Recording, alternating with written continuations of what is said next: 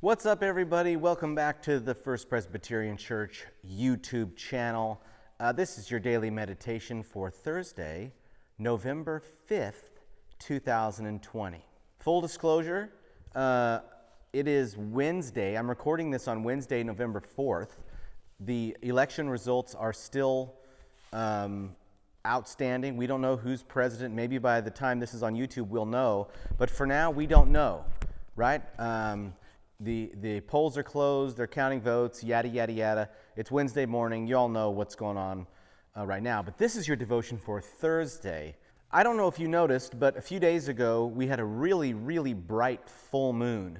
And anytime there's a full moon, our family tries to make it out there to check it out. We love seeing how bright the moonlight can be in the yard as it casts shadows. Our shadows and the shadows of trees and things, just amazing. And this full moon we had, which I think was a beaver moon, it's called, was very, very bright, which was a lot of fun to check out. So I went out the night after the full moon. This would have been last Sunday, the 1st, November 1st, at about 11 p.m. just to check it out. And it was still super bright. Beautiful, and I noticed something off to the right of the full moon. Did anyone else see it? And I snapped a little picture of it with my camera, and I'm going to put it up here so you can see it. Do you see that? Do you see that little speck in the picture? The moon is to the left of the frame. If I put the moon in there, it would have been too bright, so we couldn't do that. But you see that little speck there, which when looking at it at night, it wasn't so small. It was bright, and it was obviously something. I wonder if any of you know what that is. What planet that is? That's anyone? Mars. Right, that's Mars. So right now, and I think throughout the month of November, if the skies are clear enough, we should be able to see Mars to the right of the moon, just a few inches or so, I don't know, a few inches. It's not far. But there it is, that's Mars that we can see here standing on Earth, looking up into the sky, we can see Mars. And this kind of thing always just blows my mind, when we can see planets in our solar system from Earth, standing here in Earth. On the one hand, nothing makes me feel smaller, but also nothing makes me feel as connected to the bigness of our solar system, even our galaxy. Do you know what I mean? It's pretty abstract, but I find these things very special, and I've talked about planets and things like that before. So let's talk a little bit about Mars. Just as a little refresher, we know that light travels at about 186,000 miles per second, right? We know that. So when we're talking about distances in space, it's much easier for us to talk about time than it is actual distances, because the distances are so great, right? So that's how that's how far light travels in 1 second. So in a year, if light just shot out for a solid year, it's about 5.9 trillion miles is 1 light year. Now, Mars is not that far away. The moon, to give you some idea of perspective, I think is about 238,000 miles away.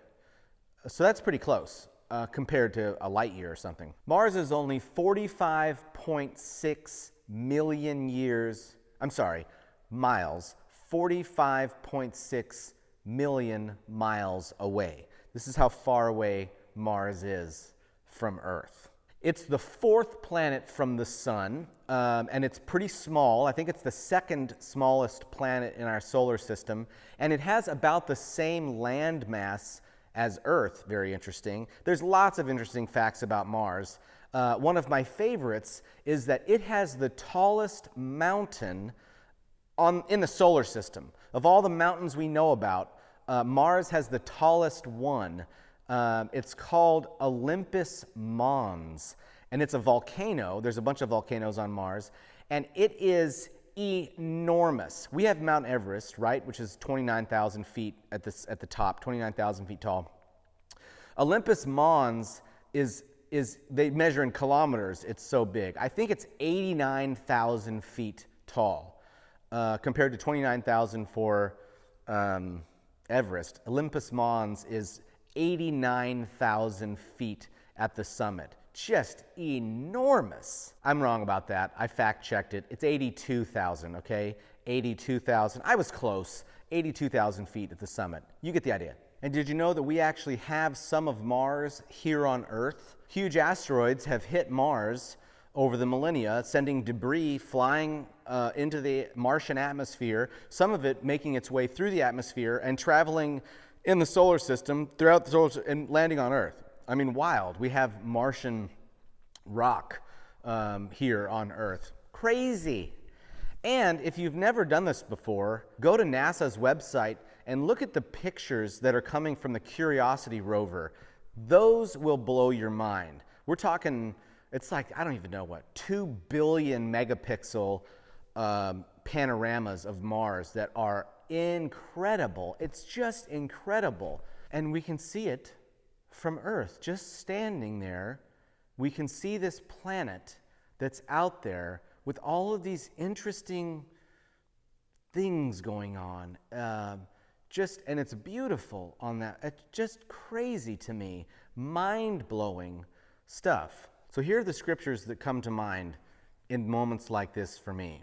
With everything else going on in the world, like I said, it's Wednesday. I don't know what the outcome of the election is. I know that everybody's really tense, and you can just feel this tension out there. But I prefer to reflect, instead of just kind of stare at my phone, listen to the news, stare at the news, wait and see, guess, have conversations with people about what we think is going to happen or what we hope is going to happen, which I have hardly any patience for any time in my life, which says something about me probably. I'd rather focus on this stuff and just let the rest of it kind of unfold and receive it as it comes. Let's focus on this instead. Let's focus on this. Amos, minor prophet, Amos chapter 5, verse 8. It is the Lord, Yahweh, who created the stars, Pleiades and Orion. He turns darkness into morning and day into night. He draws water up from the oceans and pours it down as rain over the land. The Lord, Yahweh, is his name. And then can't do this without Psalm 8, verse 3, right?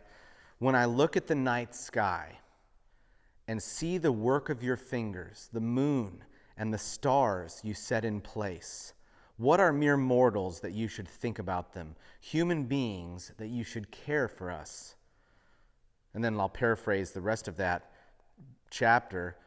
Yet you made human beings only a little less than God.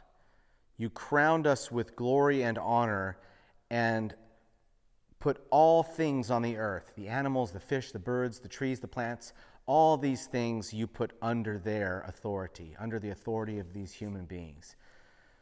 When I look at the night sky and see the work of your fingers, I don't know, you guys, there's something to me about reflecting on that for thousands and thousands and thousands and thousands and thousands of years, human beings have done this. They've done what I did on Sunday night. They've stood there in the bright light of the moon and looked up at the night sky and were filled with wonder. And it wasn't a wonder that led to confusion and doubt and despair and anxiety, but just awe at the whole thing, at the beauty of it all, at the scope of it all. And then to remember that God, who not only placed these stars and planets in the sky, the divine source that set everything in motion, set the universe in motion, also created us, cares for us, has put us and given us authority over the things of this earth, to steward it well, to love God, to love each other, to love our neighbors. This is it. I hope this is comforting to you. It's comforting to me. It's encouraging to me. So this month, November, look for Mars. Give it a look. And remember Psalm 8, verse 3. When I look at the night sky and see the work of your fingers, the moon and the stars you set in place, What are mere mortals that you should think about them? Human beings that you should care for us. That's all for today. Grace and peace, my friends. We'll see you next time.